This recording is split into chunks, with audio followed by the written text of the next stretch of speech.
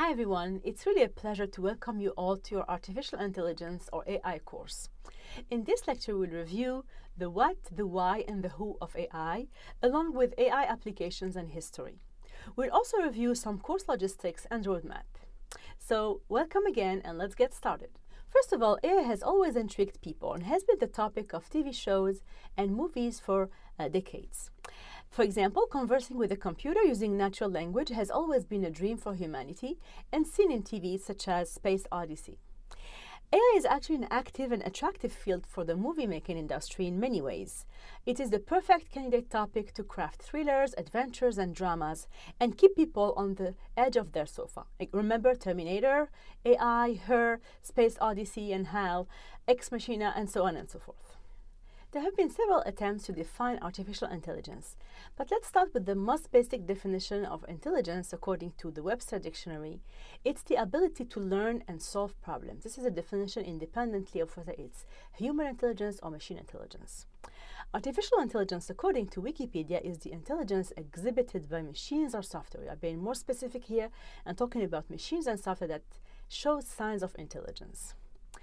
More specifically, according to McCarthy, who is one of the pioneers of artificial intelligence and who even coined the term AI, it's the science and engineering of making intelligent machines. And finally, the definition we adopt in this course is coming from Russell and Norvig, the authors of the famous Artificial Intelligence book.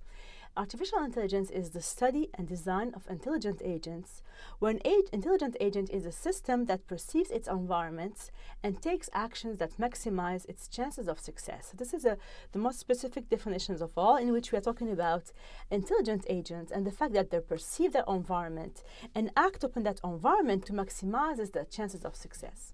This is a definition, as I said, that we will adopt in this course. So why artificial intelligence? I would like to refer to this quote from Andrew Ng, who is an active researcher in artificial intelligence and machine learning, who said that just as the Industrial Revolution freed up a lot of humanity from physical drudgery, I think AI has the potential to free up the humanity from a lot of the mental drudgery. So this is beautiful because it just puts artificial intelligence as a second kind of revolution for humanity. So what is artificial intelligence? There are four schools of thoughts according to Russell and Norvig.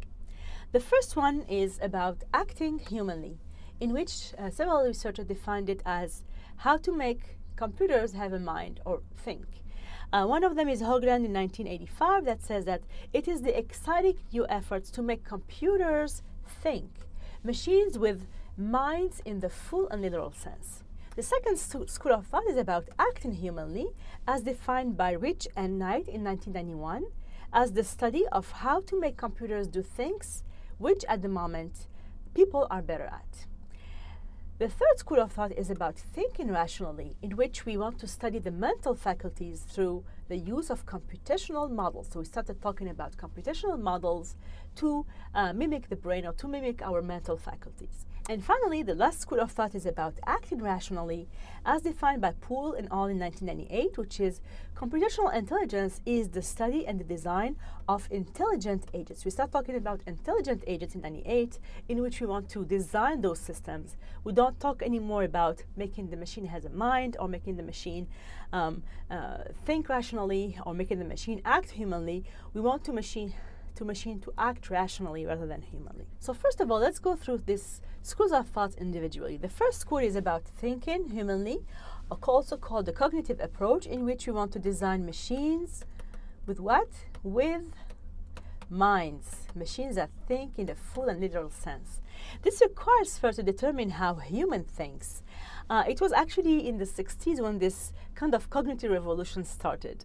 It requires scientific theories of internal activities of the brain, understand what level, answer questions like what level of abstractions, is it knowledge or secrets, and how to validate the knowledge. Today, cognitive science and artificial intelligence are distinct disciplines, and we really we don't want really to have machines with minds, but we want to understand how the brains function. This is part of the cognitive science field. The second school of thought is about acting humanly, in which case we want to have machines do things just like humans do things. And this school of thought started with Alan Turing in 1950 when he published his paper, Computing Machinery and Intelligence, in which he defined what we call the Turing test, or the imitation game.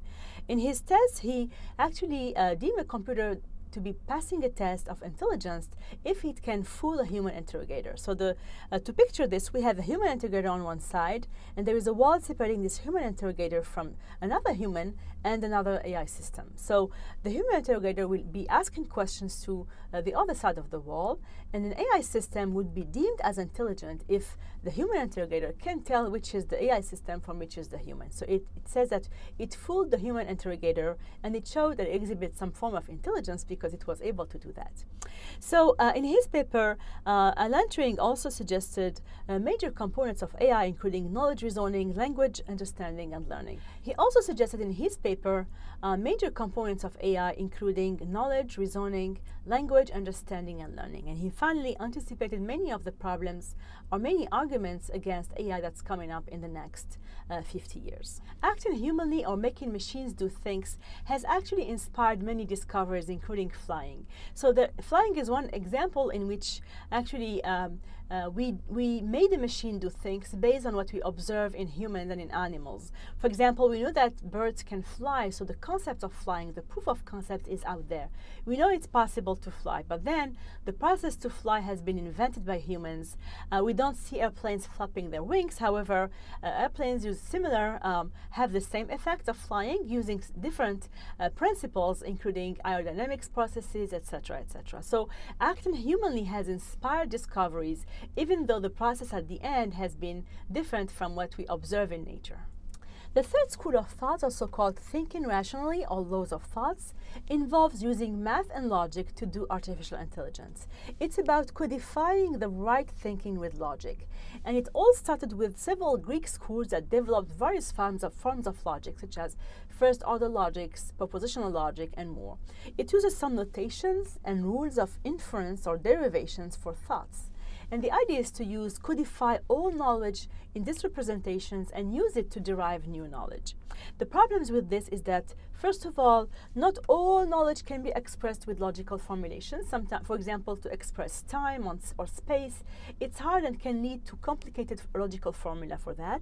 And finally, it also leads to computational blow-up if you want to consider all possible factors that come into play with logic, if you want to use all possible factors that come to play with logic. And finally, the last school of thought is about acting rationally, design intelligent systems that actually act to maximize their goal. It's about agents that do the right thing, that which is actually expected to maximize the goal achievement given the available information about the environment, the background knowledge, etc. So we want to devise in this school of thoughts rational agents that is actually one that acts to achieve the best outcome on when there is a stochastic environment in uncertainty. We want to achieve the best expected outcome given these agents. So we quote here Aristotle when he said, "Every art and every inquiry, and similarly every action and pursuit, is thought to aim at some good." This is exactly the spirit of this school of thought in designing intelligent agents. Finally, in this course, we are going to adopt the fourth line of research, or fourth line of thought, which is acting rationally, or how to divide intelligent systems that act rationally in order to achieve their goals.